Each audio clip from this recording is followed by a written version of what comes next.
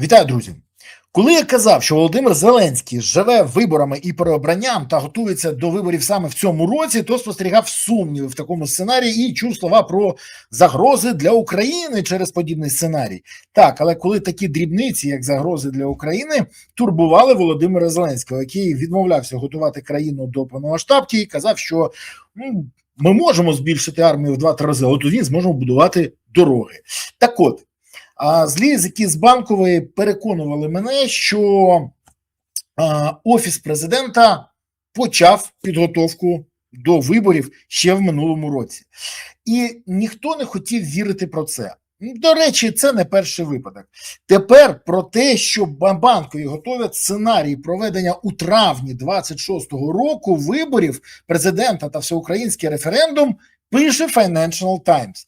До речі, посилаючись на джерела з Офісу президента, на ті самі джерела, які розповідали раніше про те, що Зеленський вирішив звільнити головком Залужного, вирішив позбавити НАБУ і САП незалежності та попереджали про багато чого ще, що сталося, але в той момент ніхто в такі речі не хотів вірити.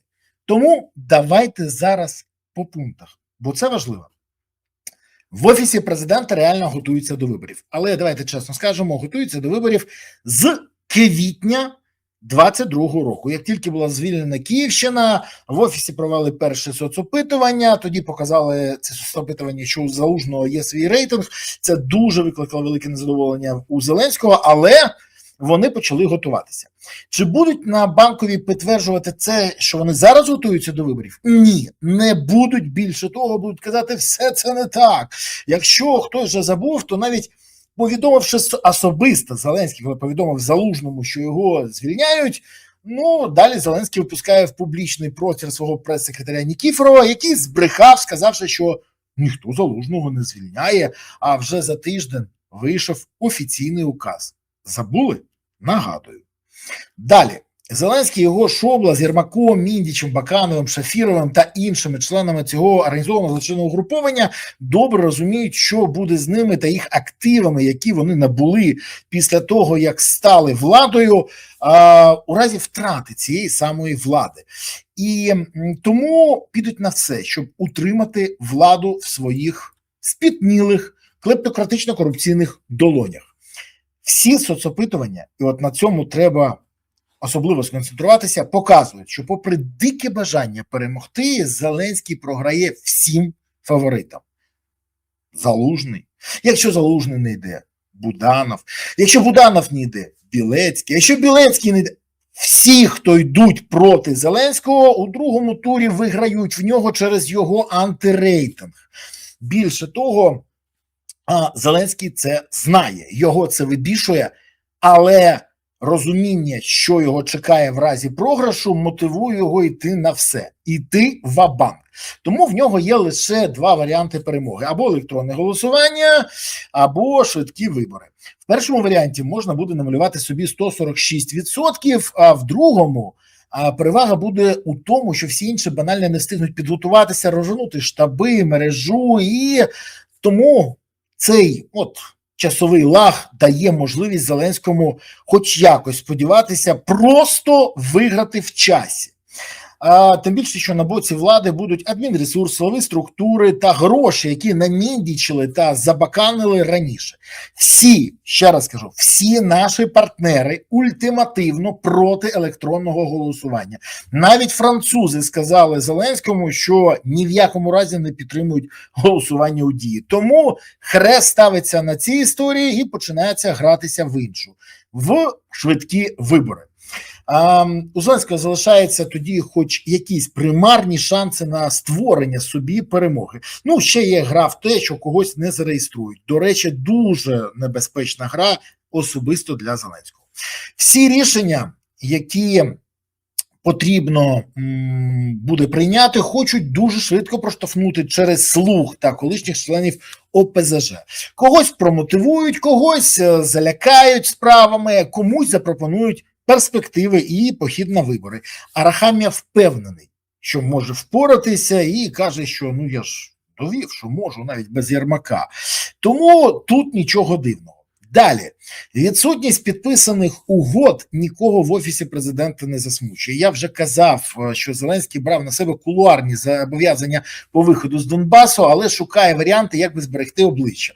Тому йому потрібен якби референдум. Ну, що робити, якщо люди масово проголосують проти виводу військ з Донбасу, що, до речі, дуже реально, ну, про це у Зеленського не знають. Бо план один – вийти і заявити, що сам Зеленський голосував проти цього, але народ масово проголосував за, і тому він буде вимушений підтримати волю народу, хоча і з великою агідою. Шоумен знову не думає про Україну, а лише про своє особисте майбутнє та владу. Більше того, кажуть, що дехто повинен спілкуватися з Ромою Абрамовичем, гаманцем Путіна, і домовлятися з ним про якісь умови. Тут, мені здається, найкращий варіант буде так, Давід Арахамія, він же Давід Брауні, той самий, який писав листа до Лондонського суду з тим, щоб не накладали на Абрамовича санкцій, бо він врятував 400 тисяч життів українців. До речі, за такі ж самі листи в Ізраїлі керівник одного з вишів отримав $50 мільйонів. Але Арахамія, ми ж знаємо, він альтруїст. Він це робив просто з доброго ставлення до Абрамовича. Віримо? Напишіть в коментарях, вірите ви в це чи ні. Як ви вважаєте, Арахамія альтруїст чи заробітчанин в цій історії? Але крокуємо далі. Окрема історія – це мобілізація приходу на вибори електорату, який і на референдумі проголосує, і на президентських виборах. І тут якраз історія. Ви за мирні угоди і мир з Росією, чи ви все ж таки проти того, щоб війна закінчилася? Саме тому тут важливо зрозуміти. Те, що ми зараз спостерігаємо, це спроба технологічно вирішити, щоб люди пішли, проголосували, поставили галочку за потрібне Зеленському на референдумі і за потрібне Зеленському на виборах. Дуже хоче переобратися Володимир Олександрович, дуже живе цим просто. І останнє, у Зеленського нема нічого вже вирішеного. Все може змінюватися, і це було не один раз. Я ніколи не віддам Єрмака, але на наступне хоп, і до побачення. Але тільки публічно. Комунікації і керування країною і далі відбувається вони вдвох. І якщо він побачить, що його план провалився, то скаже, що, вибачте, все не так, як всі думали, і все не так, як бачать інші, і взагалі це все неправда, він з самого початку був проти виборів. Так само було, до речі, з його атакою на САП і НАБУ у липні минулого року. Пам'ятаєте, він сказав, та це ж не я, це ж взагалі Верховна Рада. Я просто підписав, Рада пропонувала, а я що? Я нічого. А те, що він рятував Міндіча, Єрмака, Киселя та інших, ну це дрібниці, ми ж всі розуміємо. Він взагалі нічого не знав. Навіть про Баканова ж нічого не знав. І про Міндіча нічого не знав, і про Шурму нічого не знав, і про Киселя, на якого приписав Дім, нічого не знав. Він взагалі нічого ні про кого не знає. От така історія у нас. Дивна. Вірите чи ні? Теж пишіть в коментарях, подивимось. Головне, що можу сказати, що, ну давайте відверто, Зеленський не потрібен країні. І сама Україна доволі байдужа Зеленському. Йому потрібна лише влада. І хоче він стати, як я казав вже раніше, аналогом Лукашенка. Але, як кажуть, дурень думкою багатіє. Тут той самий випадок. Більше того, я можу зрозуміти, я дійсно можу зрозуміти, навіщо Зеленський так рветься до влади, я вже казав, і чому він хоче отримати другий строк президентства. Ні, не лише для того, щоб уникнути суду і першого строку за скоєне. Він хоче справді пройти шлях Лукашенка, яким щиро захоплювався і може захоплюватися і сьогодні. Справа в тому, що Володимир Зеленський думає, якщо це вдалося голові колгоспу, то чому це не може вдатись капітану команди з клубу веселих і кмітливих. А йому дуже хочеться отримати таку ж владу, як у Лукашенка, так само знищити всю опозицію і спокійно царювати далі, як царює зараз Лукашенка. І це не мої здогадки, а інформація зі спілкування з різними людьми, які близькі до нашого шоумена і, до речі, які готові йому допомагати в цьому, плануючи власні перспективи при царі, та які активно агітують приєднатися інших до їх команди.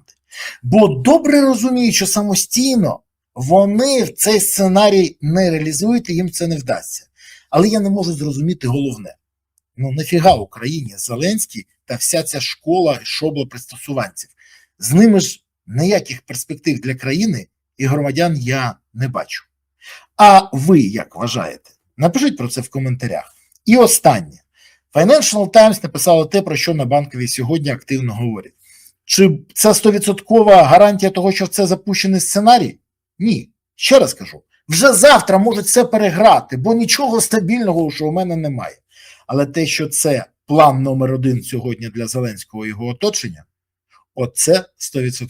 Це підтверджують і мої джерела. А далі висновки робіть самі.